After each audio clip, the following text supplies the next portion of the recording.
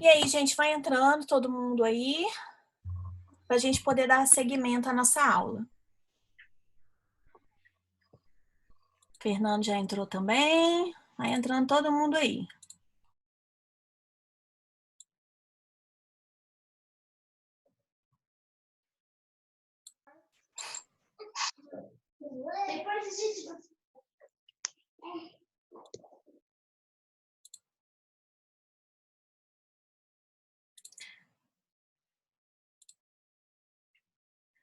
O Elaine, você fez o papelzinho hoje de legenda para suas filhas também? Sim, não, está na geladeira.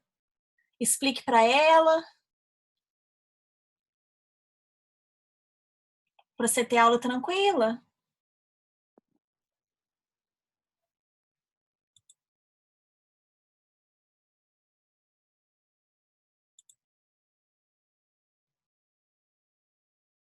Elaine?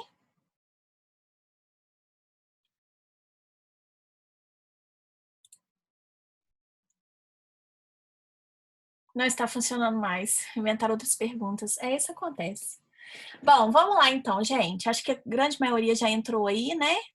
E aí, o que acontece? Eu falei para vocês, então, que vou fazer a petição inicial, né? O autor, vamos supor que os condôminos, eles entrem contra o síndico, tá? E aí, o síndico, então, ele vai ser citado e ele, em 15 dias, ele tem algumas saídas, ele tem algumas possibilidades. A primeira delas, prestar as contas. Então, ele apresenta lá a prestação de contas. Essa prestação de contas, gente, ela deve ser realizada de forma mercantil, tá? Como assim de forma mercantil, professora? Mostrando o que foi que entrou, o que foi que saiu. É um saldo contábil, tá? De forma contábil. Né? Então, ele tem que fazer ele tem que mostrar essas contas de forma contábil. Receita, despesa, tudo certinho. E aí, o que acontece? Apresentou essas contas, né? Se apresentou essas contas certinhas, vai ser intimado o autor para poder se manifestar no prazo de 15 dias e logo depois o processo vai concluso, ou seja, para que o juiz possa julgar esse processo. Pode acontecer também, gente, do réu apresentar contestação.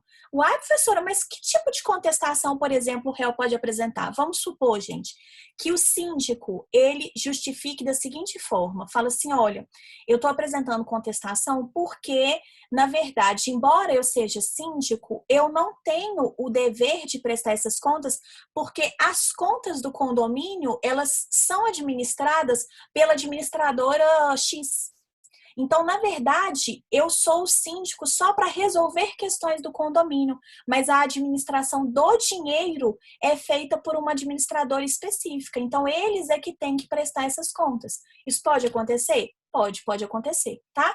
Apresentou contestação, vai ser dado vista ao autor para poder se manifestar no prazo de 15 dias também, né, gente? Porque autor fala, réu fala, depois o autor fala de novo e o processo vai concluso, tá? Para a mão do juiz, para o juiz julgar.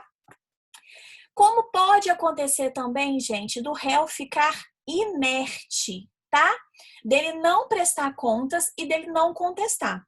Se por um acaso, gente, o réu não presta contas e ele não contesta, se ele não contesta, o que esse réu é?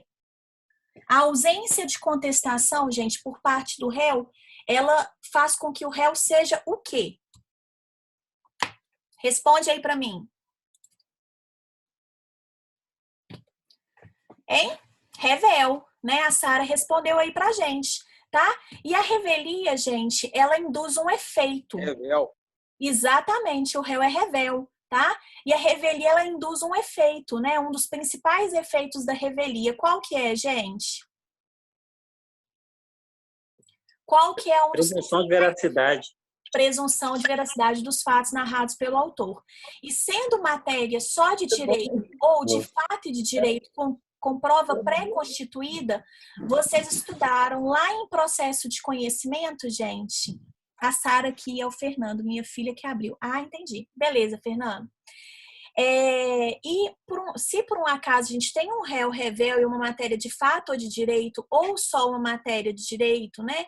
E as provas já estão pré-constituídas, o que é que vai acontecer com esse processo? julgamento antecipado da lide, né? Então, o juiz ele já pode fazer o julgamento antecipado do mérito, gente. Ele já pode julgar esse processo antecipadamente. Por quê? Porque sendo matéria de direito ou de fato e de direito, já teve constituída e o réu ficou rével.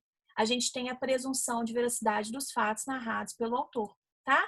Então, esse processo ele vai direto, né, lá para já vai direto para julgamento. Seguindo, gente, o processo, então, para julgamento, o juiz ele vai sentenciar esse processo. Via de regra, a não ser que seja absolutamente necessário, por exemplo, que haja necessidade de oitiva de testemunha, né? Na grande maioria dos casos, nesse processo não há audiência, tá, gente? O próprio juiz já sentencia o processo sem a necessidade da audiência. Ah, professora, mas quando que vai ter a necessidade da audiência? Quando houver a necessidade de depoimento pessoal das partes ou quando houver a necessidade, gente, por exemplo, de um depoimento de uma testemunha ou quando, se o processo tiver uma perícia, houver a necessidade de esclarecimentos do perito, tá? No caso do condomínio, pode ser litisconsórcio, incluindo o administrador e o síndico no polo passivo? Pode. Pode sim, tá? Pode sim. Mas vamos supor que nesse caso aqui o condomínio tenha movido a ação só em face do síndico, né? Ou mesmo que o síndico tenha apresentado a contestação nesse sentido, tá? Mas pode, não só pode como deve, né? Sempre que a gente tem uma administradora, gente, de condomínio, é importante que a gente faça a ação não só contra o síndico é certo, porque ele é o representante legal do condomínio, né? Mas, além do síndico, é extremamente importante que você inclua na lide a administradora, porque senão você corre o risco dessa ação ser inócua, tá? Com certeza, viu? Bom, e aí o que que acontece, gente? Elaine, eu não entendi a sua pergunta, só por documentação, não entendi aqui o que que você quis dizer. Responde aí que eu vou avançando aqui, tá? O que que acontece, gente? O processo, então, ele segue para julgamento. Como eu falei para vocês, né? Raras são as vezes em que a audiência, só vai haver audiência se houver a necessidade de oitiva das partes, de testemunha, de perito, enfim. Mas, via de regra, não tem essa audiência. O juiz mesmo sentencia em gabinete.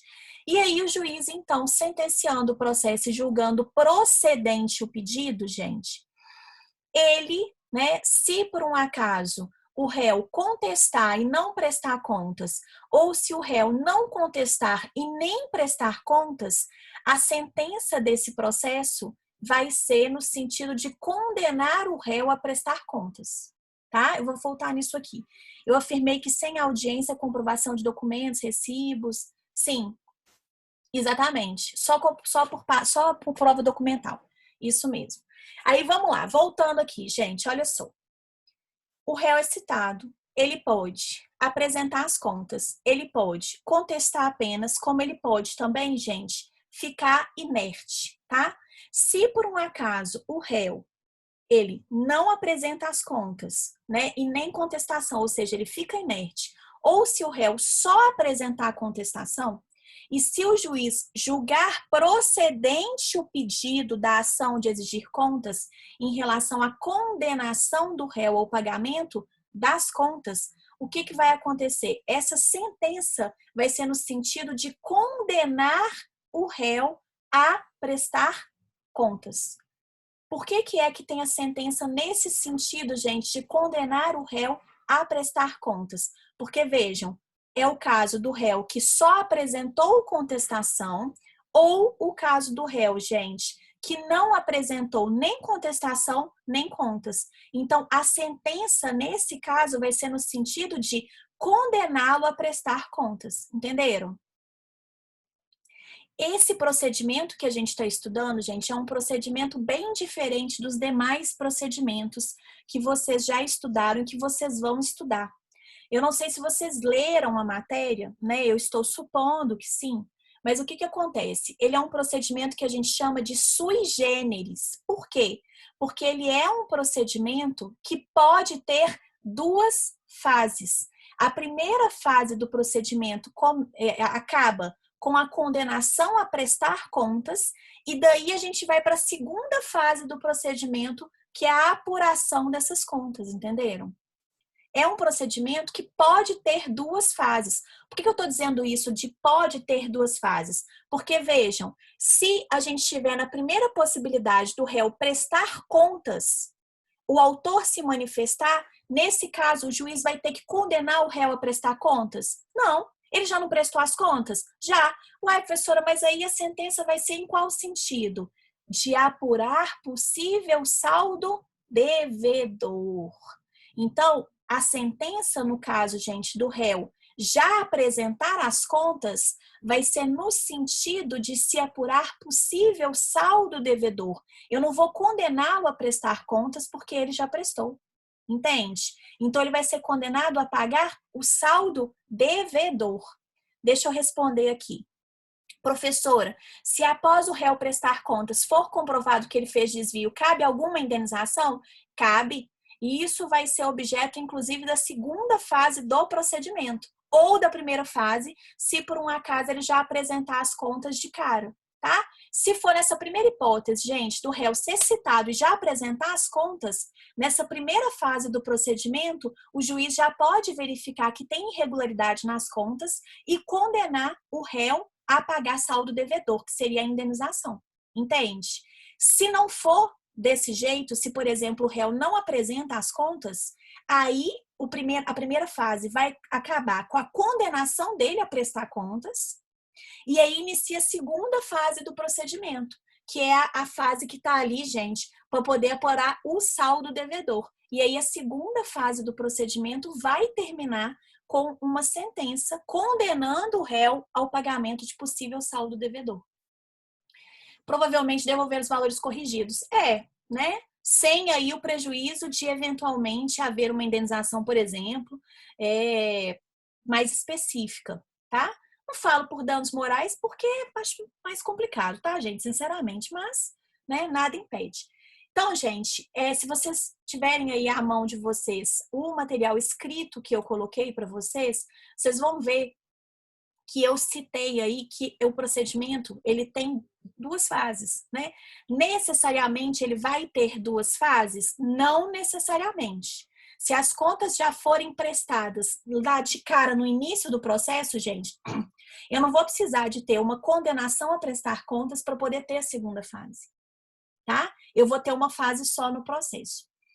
E aí, nisso é importante a gente destacar o seguinte. Lembra que eu falei para vocês da petição inicial dessa ação de exigir contas? Lá no artigo 550? Eu tinha que tomar um cuidado com essa petição, que o réu ele é citado para poder prestar contas ou contestar e tudo. Pois é. Essa petição inicial, gente, da ação de exigir contas, ela vai ter dois pedidos, tá? Um pedido, gente, de condenação a prestar contas e um pedido que vai ser um pedido genérico. Qual o pedido genérico que vai ser? Condenação ao pagamento de possível saldo devedor. Por que que isso é um pedido genérico, gente? Porque nos termos do artigo 324, para eu saber se realmente existe um saldo devedor a ser pago, eu dependo de uma atitude do réu. Eu dependo da apresentação das contas do réu para poder saber ao certo se realmente existe o pagamento de saldo devedor. Então, nessa petição inicial do artigo 550, gente, de ação de exigir contas, é extremamente importante vocês anotarem isso, viu? Anota isso. Isso é importante demais. Vocês vão formular dois pedidos nessa ação. O primeiro pedido, chegou lá na parte, né, gente? Fez a petição direcionada ao juízo da causa. Qual que vai ser o juízo da causa, professora? Depende, qual que é a matéria que está sendo debatida ali. É uma ação de exigir contas em inventário? Então é a vara de sucessões e ausência, onde está tramitando o inventário, distribuição por dependência. É uma ação de exigir contas, eventualmente, de pensão alimentícia. Então, distribuição por dependência aos autos em que foi fixada a pensão alimentícia. É uma ação de exigir contas em uma tutela. Então, distribuição por dependência aos autos da tutela. Curatela, assim por diante. É de um contrato, de um advogado. Então, é vara civil, gente, tá? Do local aonde que se deu a administração dos bens. Mas, enfim, eu faço essa petição direcionada ao juízo, lá bonitinha, coloco lá a qualificação completa do autor, né, certinha, vem por meio de seus advogados, com endereço tal, tal, tal, propor ação de exigir contas nos termos dos artigos 550 e seguintes do Código de Processo Civil em face de. Aí vocês colocam lá o nome do síndico, o nome da administradora, pelos fatos e fundamentos a seguir expostos. 2 fatos. Expõe lá todos os fatos direitinho. 2, dos fundamentos. Expõe lá a fundamentação específica do que você está pleiteando. Chegou na parte dos pedidos e requerimentos, aí é que é a questão, que vocês vão formular 2 pedidos. Primeiro pedido, ante o exposto, pede seja julgado procedente o pedido para 1. Condenar o réu ou os réus a prestar as contas devidas no referido processo. 2. Condenar os réus ou condenar o réu a pagar possível saldo devedor que será apurado no processo. Percebem, gente, que vocês têm 2 pedidos, né? E esse pedido de apuração, de pagamento de apuração de saldo devedor, ele é um pedido genérico? Eu não tenho certeza se tem saldo devedor. Eu tenho um indício. Mas pode ser que não tenha saldo devedor? Pode. Por isso que é um pedido genérico. Eu já tenho como apontar, gente, na minha petição inicial, qual que é o saldo devedor? Você está devendo isso, isso e isso? Não tenho. Eu não tenho. Porque isso depende de uma conduta da outra parte. Aí, Vander, pode pedir danos morais? Enfim, pode. Só que você tem que comprovar que você teve uma ofensa a direito de personalidade. E aí, eu acho, né, na minha humilde opinião, tá? Que o pedido de indenização por danos morais está vinculado à existência de possível saldo devedor. Aí, no caso, você faria um terceiro pedido. Se fosse o caso, né, teria que fazer a fundamentação da petição, lógico, tá? Da ofensa ao seu direito de personalidade, e aí você faria um terceiro pedido. 3. Condenar o réu ao pagamento de indenização por danos morais, havendo a necessidade do pagamento de saldo devedor que será apurado, né, no importe de tantos reais. Aí, a indenização por danos morais que eventualmente vocês pleitearem, vocês têm que colocar ela no valor certinho, tá? Não tem jeito de colocar de forma genérica, não. Mas igual eu falei para vocês, eu particularmente assim, gente, eu tenho minhas ressalvas com relação a dano moral. Eu acho que dano moral é uma coisa muito séria, não é tão banal igual todo mundo acha, não. Mas havendo, tá, justificativa pode, sem problemas. Professor, existe a possibilidade do réu prestar contas falsas para ficar isento do pagamento? Não adianta ele prestar contas falsas, porque ele vai ter que fazer isso por meio de demonstração contábil. E outra, sempre que ele apresentar essas contas, o autor ele vai ser intimado. Então, o autor vai falar isso em cima. Olha, não, isso aqui não está certo. Entende? É uma prestação de contas muito específica. Agora, né, gente, tudo é possível, tá? Tudo é possível. Se ele apresentar as contas e o autor não tiver o cuidado de realmente analisar profundamente aquelas contas, pode acontecer, tá? A justiça verifica a veracidade dos documentos? Não. A justiça ela não verifica, não. Ela vai dar vista para o autor se manifestar. E aí é um dever do autor. Ah, professora, pode haver necessidade, por exemplo, de uma perícia? Pode. É possível que haja uma perícia, sim. Né? Se, por exemplo, os cálculos apresentados forem cálculos muito específicos, se houver uma dificuldade em realmente enxergar ali, pode ser necessário uma perícia, por exemplo, para poder apurar aquilo ali? Pode ser necessário, tá? Mas, né, a justiça ela não vai fazer isso assim, não, vou determinar um perito de ofício, não. Ela vai fazer isso desde que a parte peça. Então, o autor ele teve dificuldade ali de analisar aqueles cálculos, porque são cálculos muito específicos. Né? Ele pode contratar uma pessoa e pedir que essa análise seja feita, né? para essa pessoa e aí já juntar na impugnação essa análise? Pode. Como ele também pode fazer o pleito de uma perícia especializada para poder, no caso, esclarecer os cálculos que foram apresentados? Sim, é possível, tá? É possível. Mas o juiz, ele não vai fazer isso de ofício. É isso que eu quero que vocês entendam, belezinha, Laísa? Exatamente. Né? O juiz, ele não vai fazer isso de ofício, tá? Então, cabe ao autor tomar esses cuidados. E aí, se o autor comer mosca, gente, né? Infelizmente, já era, tá? Então, tem que prestar muita atenção com relação a isso. Bom, aí, gente, vamos lá. Eu falei para vocês, então, que esse processo, ele pode ter duas fases, né? Vamos supor, então, que estamos aí na parte do réu apresentar contestação ou do réu não apresentar contestação, nem prestar contas, e aí a sentença foi de julgar procedente o pedido no sentido de condenar o réu a prestar essas contas. Essa sentença, gente, ela vai ser recorrida, ela pode ser recorrida por meio de qual recurso? Qual recurso, gente?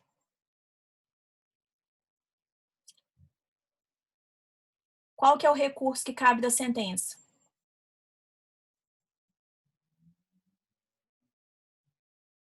Não me deixem com medo, por favor. Isso, apelação, tá? E é uma apelação que vai ser recebida, gente, no duplo efeito. Efeito suspensivo e devolutivo, tá?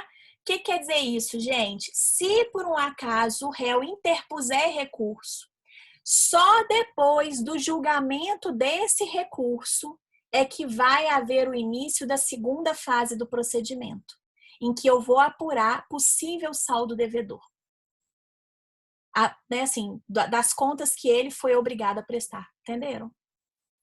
Então, assim, é um procedimento que é demorado? Pode ser demorado, depende. Se o réu, por exemplo, apelar dessa sentença em que ele foi condenado a prestar contas, essa apelação vai ser recebida no duplo efeito, de efeito suspensivo e devolutivo. O efeito suspensivo faz com que essa decisão fique suspensa até que o recurso seja definitivamente julgado. Aí, gente, o que vai acontecer? Só depois que houver o trânsito em julgado dessa sentença é que inicia a segunda fase do procedimento, tá? E aí, como que é essa segunda fase do procedimento, né? Depois que essa sentença transitar em julgado, tá? Essa sentença de procedência do pedido condenando o réu ao pagamento, né, de saldo ao pagamento, a prestar essas contas, tá? Depois que há essa condenação a prestar contas, aí o que vai acontecer? O réu vai ser intimado a prestar essas contas no prazo de 15 dias, tá? E ele vai ainda sofrer uma advertência. Olha, réu, você foi condenado a prestar contas. Então, agora chegou o momento, no início dessa segunda fase, de você apresentar essas contas. Se você não apresentar essas contas, eu vou dar vista do processo para o autor e o autor vai apresentar as contas com os documentos que ele dispuser. E você não pode impugnar as contas que o autor apresentar. Então, é o seguinte, tá? Por que tem essa atitude do juiz, gente? Ele vai virar para o réu e vai falar assim, olha, apresenta as contas, porque senão pode ser pior para você. Por quê? Se você não apresentar as contas, eu vou dar vista para o autor apresentar essas contas com os documentos que ele tiver, com as provas que ele tiver. E mesmo se essas contas forem maiores do que efetivamente, né, o que você deve, você não vai poder impugnar as contas dele. Entenderam? É quase que uma ameaça, gente, tá? Mas, obviamente, uma ameaça totalmente legal, né? Então, o réu, ele é intimado para poder prestar essas contas no prazo de 15 dias, sob pena de não poder impugnar as contas que forem apresentadas pelo autor, tá? E aí, o que acontece? O réu, ele pode prestar as contas no prazo. Prestando as contas nesse prazo de 15 dias, o autor ele vai ter 15 dias também para poder se manifestar. E o processo vai seguir para julgamento e o juiz vai sentenciar o processo. Como pode acontecer de mesmo, né, com a corda no pescoço, o réu não apresentar as contas? Tá lá resistente, falou assim, não, deixa, azar. O autor vai apresentar contas, não vou poder impugnar, não? Beleza, ok. Deixa arder, deixa pra lá, tá? E aí, o que acontece? Se, por um acaso, gente, o réu devidamente intimado nessa segunda fase do procedimento, ele não prestar essas contas, o autor, com os documentos que ele dispuser, com as provas que ele tiver à mão, ele vai apresentar essas contas e o juiz vai julgar. Juiz julgando, gente, já é no sentido de condenação do réu ao pagamento de saldo devedor, tá? Aí vamos responder as perguntas aqui da Laísa. Professora, tem chances do autor não apresentar contas também? Se ele fizer isso, o processo vai ser, essa segunda fase não vai apurar nada, vai ser extinta sem resolução do mérito. Porque como? Ele tem que apresentar, entende? Ele tem que ter um mínimo, ele não tem um mínimo de provas, de indícios para poder saber o que, né, assim, que está tendo um desvio, enfim, ele tem que apresentar essas contas. Se ele não apresentar essas contas, não tem como a gente ter uma sentença de procedência do pedido nessa segunda fase do procedimento. Então, ele tem que apresentar as contas. Se ele não apresentar, a gente corre o risco de ter uma sentença sem resolução do mérito, tá? Pode ser uma pergunta idiota, mas tudo é possível. Não, tudo é possível. Uma pergunta não é idiota, não. A pergunta é ótima, tá, Laísa? Muito boa pergunta, inclusive. Se ele não apresentar as contas, gente, chegou até a segunda fase do procedimento, olha só, é o momento. Se ele não apresentar as contas, como que o juiz ele vai ter aí meios para poder estabelecer o saldo devedor? Não vai ter meios. E aí, o que vai acontecer? Na segunda fase, vai ser extinto o processo sem resolução do mérito, tá? O ônus da prova cabe a quem está acusando, né? Para quem é o autor da ação, né? Ao autor incumbe comprovar fato constitutivo do seu direito e ao réu incumbe comprovar fato modificativo, impeditivo ou extintivo do direito do autor, né? Tá lá na parte dos ônus da prova. Vocês estudaram isso em processo de conhecimento. Então é isso, tá? Aí, gente, essa segunda fase, pode falar. Quem quer perguntar? Não, acho que foi só. Vamos lá. Essa segunda fase, gente, do procedimento, então, ela vai ser encerrada com uma sentença também, tá? Que vai condenar o réu ao pagamento de saldo devedor.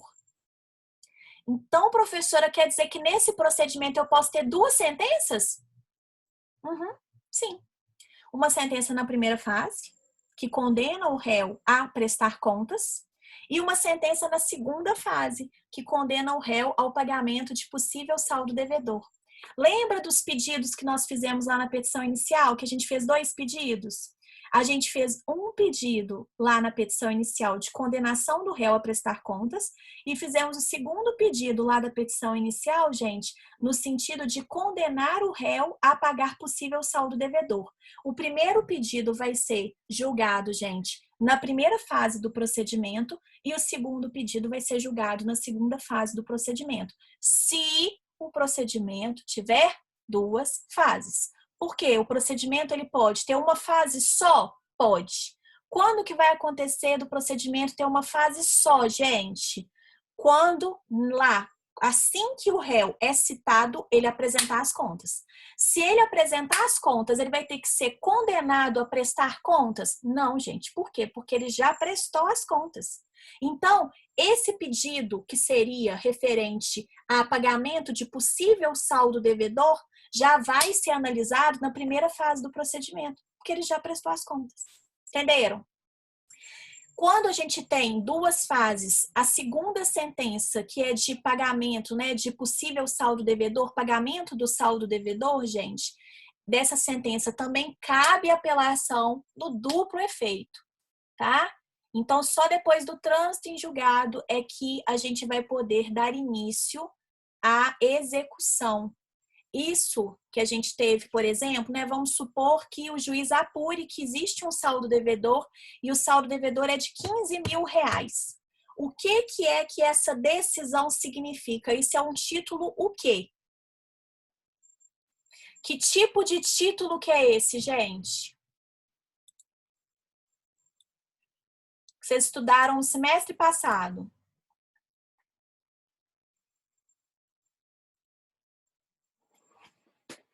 Hein, galerinha? É, muito bem, Laísa. Título executivo judicial, tá? É um título executivo judicial, gente, que apurou um valor devido em um, uma sentença, né? Um valor devido ali, tá? E aí, como que é que eu faço? Como que os condôminos, por exemplo, fariam para poder receber esse valor do síndico, da administradora, se não for pago esse valor? Qual que é o procedimento que eles vão ter que fazer para poder receber esse valor? Não precisa de entrar com a ação.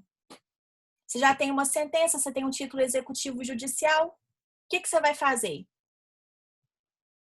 Exatamente, Vanderlúcio. Perfeito, cumprimento de sentença por quantia certa. Se eventualmente, gente, o valor não tiver sido apurado, se eu ainda não tiver o quantum devido, eu faço a liquidação, tá? Faço a liquidação de sentença e depois faço o cumprimento de sentença. Mas vocês vão observar que o próprio, né, Código de Processo Civil, ele disponibiliza, ele dispõe que, sempre que possível, a sentença apurará o saldo, né, no caso do artigo 552. A sentença apurará o saldo e constituirá título executivo judicial. Então, gente, na grande maioria dos casos, né, de acordo com a lei, sempre a sentença ela vai dispor qual que é o valor e você já entra de cara com cumprimento de sentença. Se eventualmente, numa eventualidade do juiz não especificar qual que é o valor desse saldo devedor, gente, tá? Se não especificar, aí você vai ter que fazer liquidação de sentença e prosseguir com o cumprimento de sentença por quantia certa. Mas, de acordo com o artigo 552, a sentença vai apurar o valor devido. Então, essa sentença ela já tem que estipular qual que é o valor que deverá ser pago por meio daquele título executivo judicial. Mas lindo o procedimento, gente. Eu adoro o procedimento da ação de exigir contas. Eu acho ele top demais. Ele é super diferente. Ele é um procedimento muito legal. E eu tenho certeza que vai ficar muito, né, tranquilo quando eu mandar o videozinho para vocês também do procedimento, que vai esclarecer bastante a aula que a gente teve hoje, tá? Vai esclarecer bastante. Então, dentro do material que eu disponibilizei para vocês, né, é um resumão de tudo isso que a gente teve. Falei do procedimento, o autor vai expor as razões dele, o réu vai ser citado, tá? Se o réu não contestar, né, e não aceitar o dever de prestar contas, o juiz vai decidir. E aí o réu, né, se caso o réu não apresente as contas, o autor vai apresentá-las em 15 dias, tá? Fala aqui também, o procedimento da ação de exigir contas é sui generis, né? É um procedimento bifásico. Tem a primeira fase, que eu expliquei para vocês, e pode ter a segunda fase. A forma de apresentação de contas é bem prático mesmo. A forma de apresentação das contas, gente, como eu já havia falado para vocês, é de forma mercantil, ou seja, né, é de forma contábil, especificando receita, despesa, investimento, tá? O juízo competente também eu já havia falado para vocês, né? Aquele que nomeou o administrador, e no caso de dever contratual, tipo o advogado e o cliente, eu vou utilizar a vara civil, né? A vara civil do lugar onde ocorreu a administração, tá? Na dica da professora, eu coloquei para vocês, né? Necessariamente o procedimento vai ter duas fases? Não. Se o réu apresentar as contas na primeira fase, gente, eu não vou ter que condenar ele a fazer uma coisa que ele já fez, não é verdade? Então, aí já vai direto para a apuração do saldo devedor. Só vai ter duas fases se o réu contestar ou se o réu não contestar e nem prestar conta, tá? Então, se ele ficar inerte ou se ele só contestar, aí sim eu posso ter as duas fases. Por quê? Eu posso ter a condenação dele a prestar contas e aí eu vou ter a segunda fase, que é a questão da apuração do saldo devedor, tá? Professor, eventualmente pode acontecer também do juiz decidir que o réu ele não tem o dever de prestar contas? Pode. Caso de pensão alimentícia, por exemplo. Vai que o juiz segue o entendimento do STJ e aí ele julga improcedente o pedido dizendo que não há o dever de prestar contas. Também não vai ter duas fases, né, gente? Vai terminar o processo ali, tá? Isso é muito importante, viu, gente? Muito importante, tá? E aí, na prática, é o casinho que a gente trabalhou hoje em sala, né, em aula, né? Que é essa questão aí da síndica. E eu coloquei para vocês também no desafio qual que é a diferença entre ação de cobrança, ação de indenização e ação de exigir contas. Na ação de cobrança, eu já tenho valor específico para cobrar? Tem. Na ação de indenização, eu vou pedir a fixação de um valor, né, para o juiz, tá? Eu já peço aquele valor, peço para que seja julgado procedente o meu pedido, para que a parte seja condenada ao pagamento de um determinado valor de indenização. Eu peço aquele determinado valor de indenização. Já na ação de exigir contas, gente, eu não sei se realmente há a necessidade de pagamento de algum valor. Isso vai ser apurado no próprio curso do procedimento, tá? Eu não sei primeiro se a pessoa tem realmente aquele dever de prestar contas e se ela tiver o dever, eu não sei se tem algum saldo devedor a ser apurado. Então a diferença é essa. Na ação de cobrança, eu já sei qual que é o quantum que eu estou cobrando, e aí eu cobro especificamente.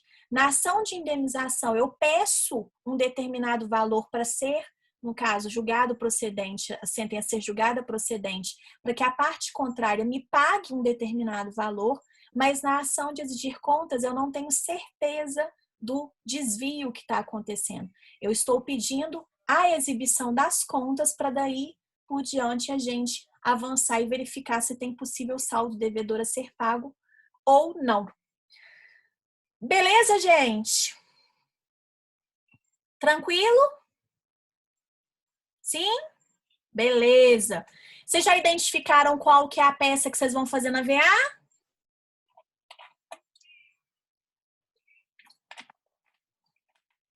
Obrigada, Wander. Já identificaram qual que é a peça que vocês vão fazer na VA? Bom, né? Eu vou deixar o grupo aberto hoje durante todo o dia. Olhem lá a VA, tá, gente? Direitinho. Né? Em caso de dúvida, vocês podem perguntar lá no grupo, tá? Eu respondo, tá bom? Vejam o prazo que tá lá de atividades jurídicas, né? E aí, qualquer dúvida, eu também estou à disposição de vocês. Eu acho que você tem razão, Elaine, tá? Mas é uma peça muito tranquila de fazer. Pelo amor de Deus, não usem modelo, tá? Porque, como eu já falei, a grande maioria dos modelos está misturando tutela antecipada antecedente com tutela cautelar antecedente. E aí, gente, vocês acabam errando. Ai, professora, mas como que eu vou fazer essa peça? Simples. Utiliza no que couber os artigos 319 e 320 do Código de Processo Civil e o artigo específico da tutela, tá? Tutela cautelar, por exemplo, antecedente, começa no artigo 305 a 310. O que não tiver nesses artigos e for, né, no caso de tutela antecipada antecedente, não cabe no procedimento, gente, pelo amor de Deus, tá? É uma peça muito tranquila, é uma peça muito tranquilinha mesmo de fazer, tá? Exatamente, a maioria dos modelos já começa errado no endereçamento. Me dá até dor no coração quando eu vejo excelentíssimo senhor juiz de direito. Eu sinto dor no coração, gente, né? E aí, em caso de dúvida, eu estou à disposição de vocês, tá bom? Então, vou encerrar nossa aulinha.